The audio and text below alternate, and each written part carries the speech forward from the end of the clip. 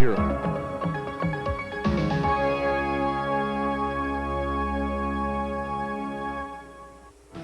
The Computer Chronicles is made possible in part by the Software Publishers Association, which reminds you that software piracy is a federal offense. When a few people steal software, everyone loses. Additional funding is provided by CompuServe, by PC Connection and Mac Connection, by Byte Magazine and BIX, the Byte Information Exchange, and by Intel Corporation, Personal Computer Enhancement.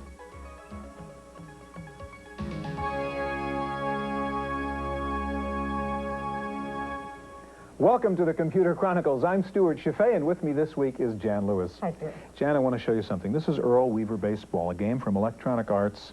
Here's the disc. It's not copy protected, so you get one of these little wheel jobs here, and you have to spin it and find a password to get into the game.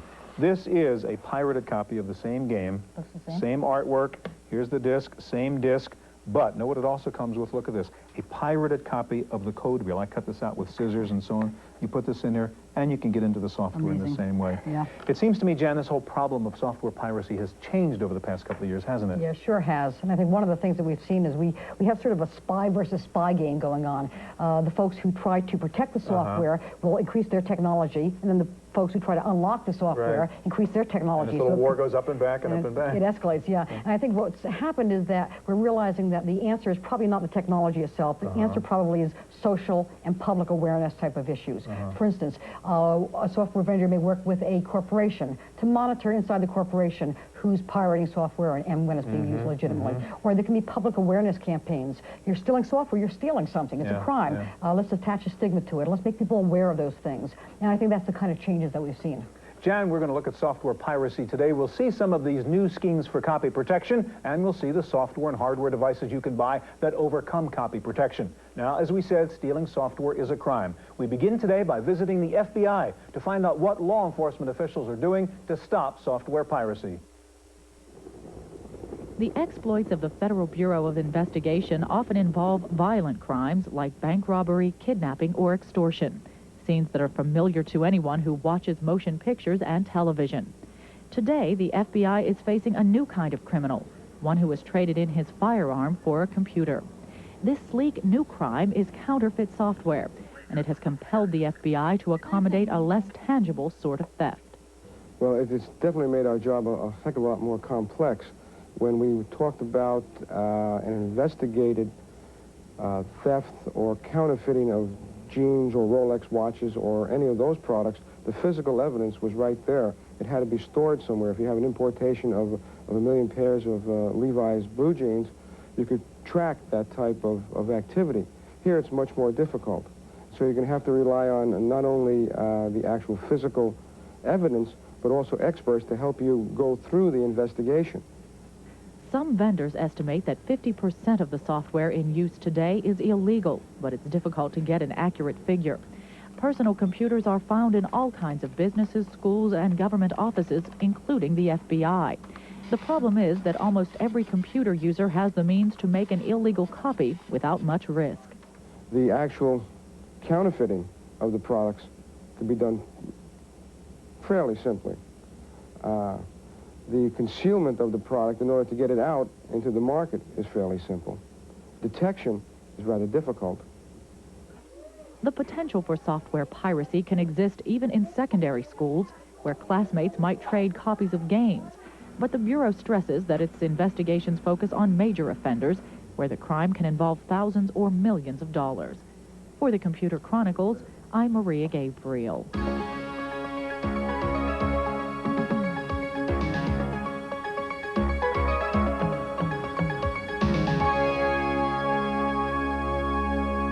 Joining us now in the studio is Teresa Warsip, Technical Support Manager with Central Point Software. And next to Teresa, we have Ed Ezak, President of EZX Publishing. Jan? Teresa, your software that you're going to show us today is something that people can use to break copy protection and make copies. Do you feel any ethical issues in selling this kind of software? None at all. Consumers have the right to make archival backups of their protected software. We have copyright laws displayed on our screens as well as in our manual, letting them know, warning them against using our product illegally. Of course, many people still use it illegally, as you know. That's correct. But no ethical questions on your part? Well, not at all. Again, if you buy a $60 program, you don't want to give it to your 5-year-old to play. You want to give them a backup disc so that they, so that you don't have to worry about going out and spending an additional $60 once that original disc is ruined. Ed, what's your thought on the ethical question that we start with? Well, I have no problem with it. I agree with the copyright laws. I think they're adequate. But as you know, we copy protect our program, and we only copy protect our program to protect honest people from making an honest mistake. Mm-hmm. All right, let's turn to Copy 2 PC. You, in fact, have 2 different products at Central Point that let you copy protected programs, right? That's right. We have a line of Copy 2 products that run on different types of computers. For IBM, we have Copy 2 PC, and then we later introduced the Deluxe Option Board. Okay, now show us first Copy 2 PC. How does that work, and how would we get around Copy? Well, the Copy 2 PC has 3 main components. The main program file here is Copy 2 PC. It allows you to make bit-for-bit copies of original discs. It transfers it to the blank diskette. All right, I notice, as you mentioned, you have the federal copyright law statement up there on the screen, which you keep up there the whole time, in fact, you said. Exactly. All right, it's up there. Show us now how you would use it. Suppose, I mean, a typical case is somebody wants to make a copy of Lotus 123, right, and you can't. How would I use Copy 2 PC? Well, I've made a backup with Copy 2 PC previous to this, to the showing, and I have the backup disc here. Just tell us what you're doing as you're doing it. Okay, I'll show here that the copy of Lotus at this point will not run. This particular protection scheme requires one of our other files on the diskette called No Guard. Okay, so hold it a minute now. You made a copy of 123, but as you try to run it, it says, where's the key disk? Exactly. It's asking for the original disk. Okay. Now, how do we solve that problem? The No Guard will actually remove the copy protection from the backup diskette. We have some generic entries based on the type of protection scheme that a program is using. We also have specific programs names listed here. This is specifically for Lotus 123. We have, it's asking here if the backup was created with Copy 2 PC. Yes, it's asking where the original disk will be. Indicate drive A. Now you have to have the original diskette. It must be write protected, so there's no chance of doing any damage or making any modifications to the original. It's reading information from the system disk. And now it will process this information to the backup diskette. Okay, now this is the same copy of 123 we just used a minute ago, Absolutely. right? It's going to work this time, right? Well, let's see, Jan. Theoretically, it should work. One question I have is, the copy protection schemes are always being added. In other words, new schemes come up all the time. How do you keep up with that? Well, when copy protection was really prevailing, we updated Copy 2 PC about once every 3 months. All right, and there's 123, in fact, coming up and running properly Exactly after you right. ran that No Guard program. Tell us about the option board and why you need that as opposed to Copy 2 PC, Teresa. Okay, the option board goes inside the machine and connects to the floppy disk controller card and the floppy drives. When you're using the software that comes with our board, you're completely bypassing your disk controller card. Some protection schemes rely on the way the floppy disk controller card works in the machine to get around programs such as Copy 2 PC. All right, now, for example, excuse me, if you can get out of that, a lot of games, as we know, are copy protected and hard to make copies of. You have a copy of the F-19 flight simulator kind of program there, which won't work which you can't copy under Copy 2 PC, That's right. It's very heavily copy protected. In fact, the Copy 2 PC program cannot back it up. The option board does have the ability to do so. All right, now just to prove it, show me what you've got there.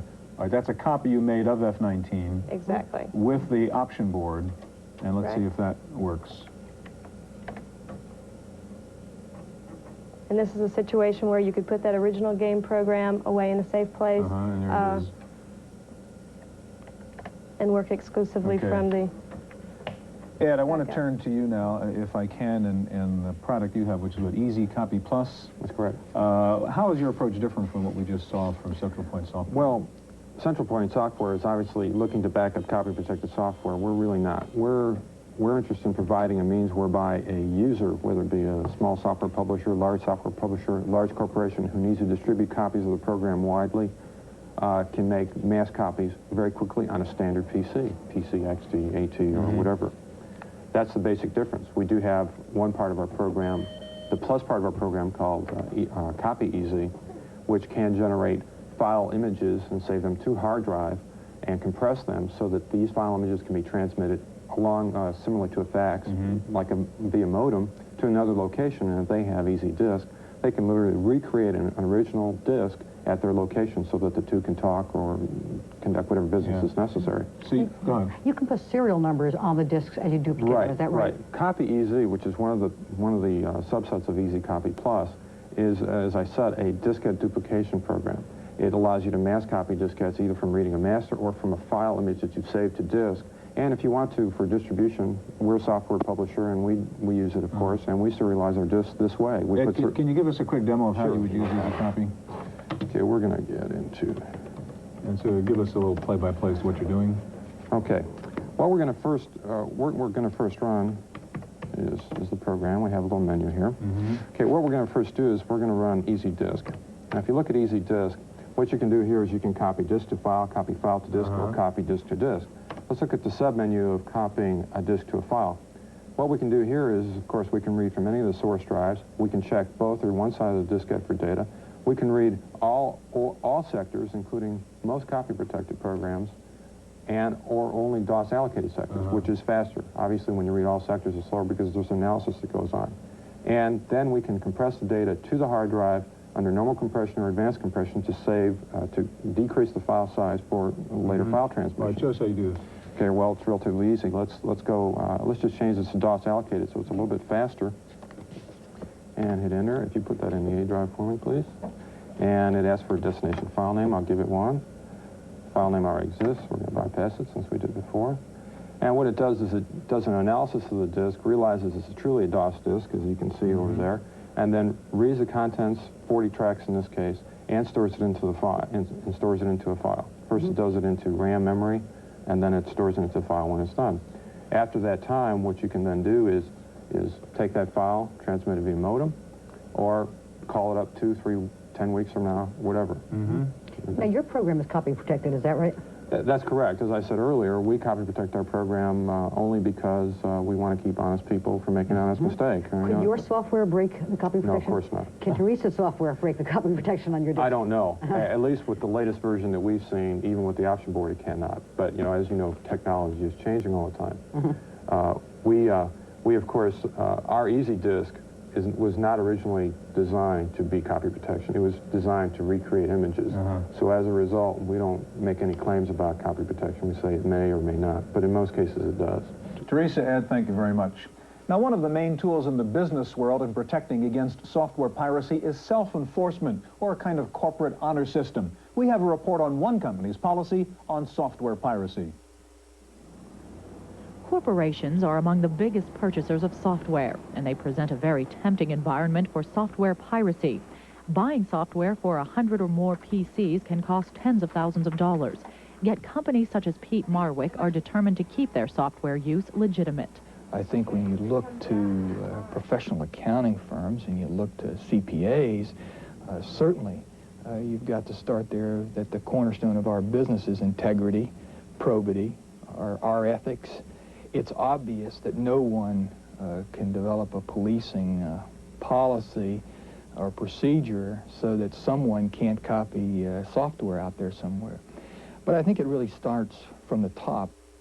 At Pete Marwick, new employees sign a statement accepting the company's policy on honoring software copyrights. The company also discourages employees from copying software for personal home use. What we have done is that we've installed the software into libraries that are fairly complex, and for many of the people that are using the software, it's complex enough so that they aren't able to readily figure out where the various pieces of the software are that they would need to copy to get a complete set of files in order to take that with them. So we have some kind of confidence that the software won't be copied from doing those things. In the end, companies like Pete Marwick have to depend not only on policy, but on a program of trust and education to ensure that employees use software in a responsible way. For the Computer Chronicles, I'm Maria Gabriel.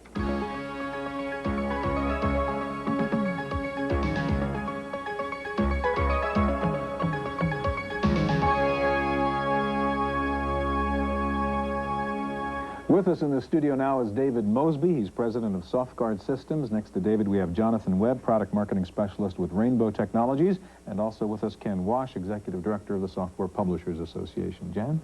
Ken, the software products that we saw in the previous segment that helped decode copy protection schemes, do you view these products and these companies as the enemy? Well, not necessarily. All users have what we call a Section 117 right. That comes from the Copyright Act. They have a right to make a backup copy. But the making of any other copy is a violation of federal copyright law. Mm-hmm. It seems as though the SPA has been moving from the stance of let's sue everybody to more of a stance of let's work with you, companies, to help the problem, and also public awareness. Well, that's a good point. We have a range of weapons in our arsenal to fight piracy. One is litigation. In the last 18 months, we've filed 30 lawsuits. But we've recently come about a very interesting and very successful campaign, which is the corporate audit. And through a corporate audit, we call up a company or write them a letter and say, we'd like to come in and do an audit. And the terms of the audit usually are that they pay for the illegal software. So if you have 50 copies of WordPerfect that you've paid for, and you have 100 copies in use, you'll pay the SPA Copyright Protection Fund a penalty or a violation amount of 50 times the retail price of WordPerfect. Then you have to destroy the illegal copies because we can't wave a magic wand and make illegal copies legal again. Then you have to go out and purchase the new software. So under this scheme, the defendant company ends up paying twice for each piece of illegal software. But it's a terrific alternative to litigation. David, in terms of the tools in the arsenal that Ken was talking about, one of those tools is copy protection schemes, and you've got one of those. Tell us about it. SoftGuard has been in the business of providing copyright packaging technology for about 6 years and has supplied technology to such industry leaders as Ashton Tate and Lotus, and continues to do so mostly in the international community today, but continues to work with the leaders and working with alternative packaging technologies to help them manage the distribution of their software, particularly throughout Fortune 500 companies. What we've got here today is I'm going to show a brief demonstration of the two-step process that's associated with making protected diskettes. Now, this is something that can happen by, that can be done by a PC coordinator at a Boeing, or it can be done by a product manager at Ashton Tate. It could be a developer or a corporate end user. Exactly. All right, so show us how to use this. We get to the selection menu where we identify the name of the program that we're going to be working with. We identify the name of the company, which will show up in installation processes. And we also identify the name of the product to be packaged. In this case, I'm just using Superlock. And here we have a variety of options. The key ones are that it allows you to make this from a hard disk and that it allows you to vary the number of installs from a copy-protected diskette to take care of the concerns that legislation has provided us over time. So I'm going to break out of this just for time's sake, and so then I'm going to go back to, and I'll show you what it looks like to run the duplication utility. This serves a couple purposes. The duplication utility, because it's sold on a metered basis, is also copy protected. So it gives us an opportunity to see what the process looks like. We have two components. One is a signature, which exists on the floppy diskette, and then there's signature verification processing. In the earlier segment, we saw two examples where they could duplicate the signature in some cases or strip off the copy protection, the signature verification processes. And what's happening here is that it's checking the signature track to make sure that this is a legitimate copy. The copy of Copy 2 PC that we just saw a few minutes ago seems as though Teresa was sort of peeling off those layers of protection. This is a part of the ongoing push and pull of this part of the business.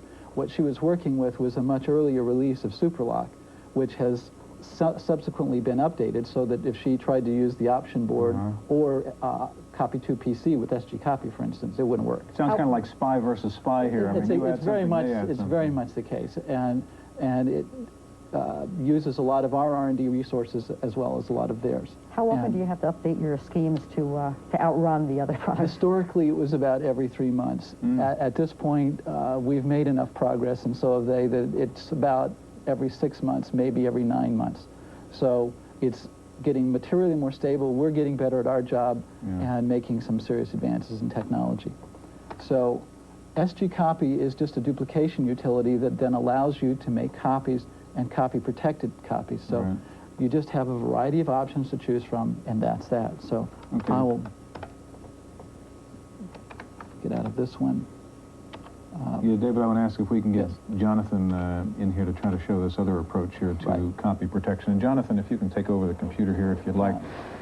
You've got something else called Sentinel Shell, which is a slightly different approach. Tell us about it. That's correct. What the Sentinel Shell does is it puts a shell around an off-the-shelf application so that it cannot be pirated and made copies of and run. However, you can still make all the backups, all the copies that you need.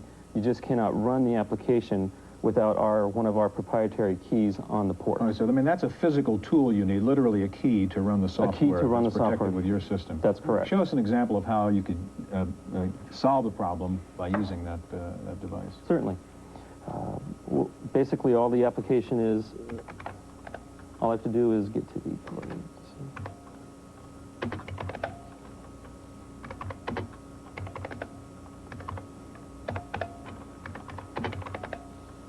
Okay.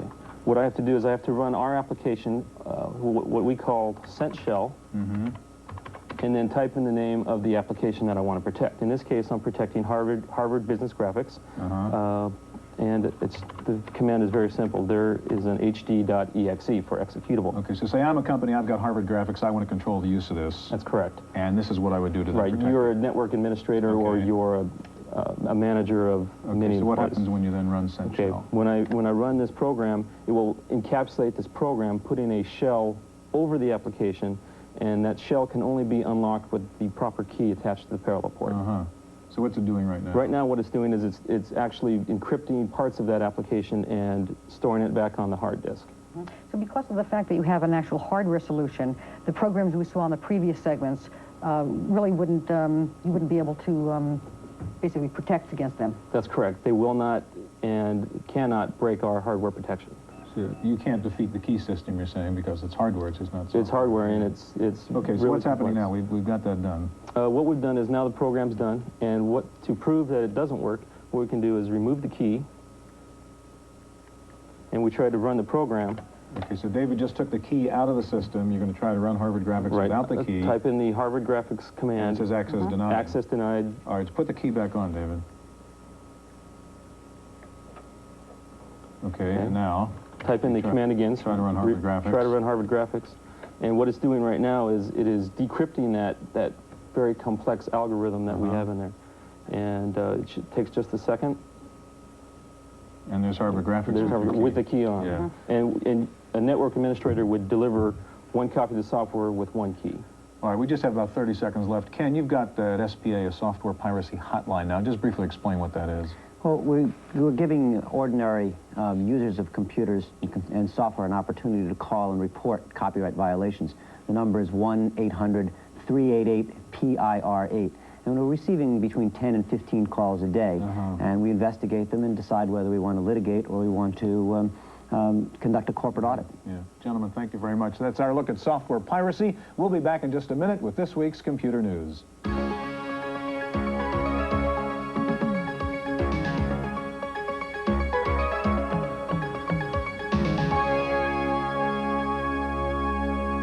In the random access file this week, lots of aftershocks to the big Windows 3.0 announcement from Microsoft. The first real Windows 3 application is Toolbook from Asymmetrics. Toolbook is described as a software construction set to design graphic front ends for applications running under Windows 3. Toolbook is a HyperCard-type environment for the PC and Windows. In fact, another third-party developer is offering a program that lets you translate HyperCard stacks into Toolbook applications. A runtime version of Toolbook is being bundled with Windows 3.0. Apple execs are taking their shot at a new Windows platform. One Apple spokesman said Windows 3 is no threat to the Macintosh environment. Others were quoted as saying Windows 3 marked the death of the command line interface for personal computers. And Jim Davis, Apple's head of software marketing, said Windows 3 will kill the low-end PC clone market and also slow down OS2 development. PC World magazine and InfoWorld are offering free test drive versions of the new Windows product to their readers. Response cards will be included in issues of each magazine that will entitle you to receive a demo copy. Hewlett-Packard announced its new version of the New Wave interface, which operates on top of Windows. New Wave now offers network support, easier integration among applications, and the use of agents, which act like smart macros to automate routine computing tasks. One of the main features of Windows 3.0 is that it breaks the 640K DOS barrier and lets you access up to 48 megabytes of memory for Windows applications. Other improvements in Windows include faster processing, colorful three-dimensional icons, better-looking proportionally spaced fonts, and a variety of built-in desktop applications, including a solitaire game. Taking a look at this week's top 10 software for the IBM PC and compatibles, PC Connection reports that QuarterDeck's Expanded Memory Manager 386 still tops the charts, followed by the 6.0 version of PC Tools Deluxe, WordPerfect 5.1, Windows 3.0, and CRAM. Rounding out the top 10 for the PC are InfoSelect, PC File 5.0, Procom Plus, Quicken, and DeskView 386.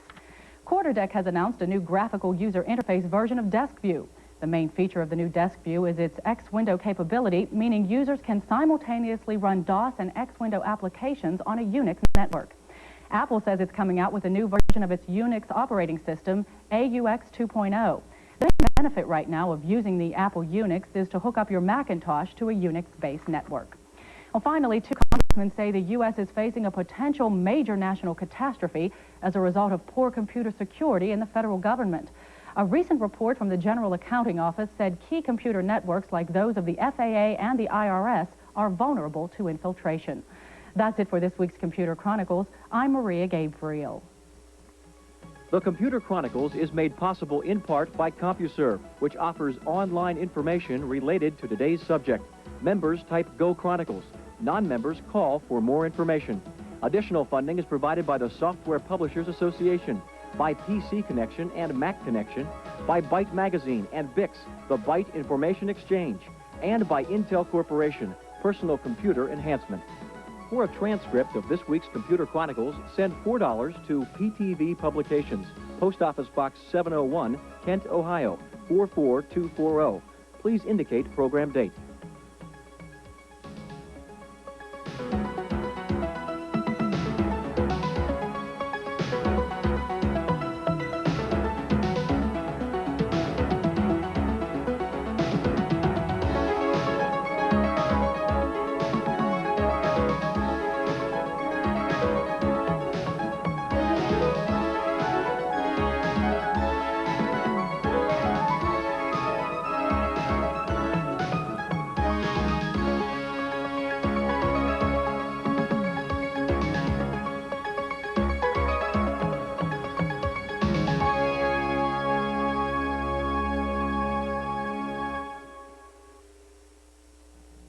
Computer Chronicles is made possible by contributing viewers in partnership with Burgoyne Computers Incorporated, bringing Utah a full range of quality computer products and service since 1975 in downtown Salt Lake City and now in the Mid-Valley Family Center.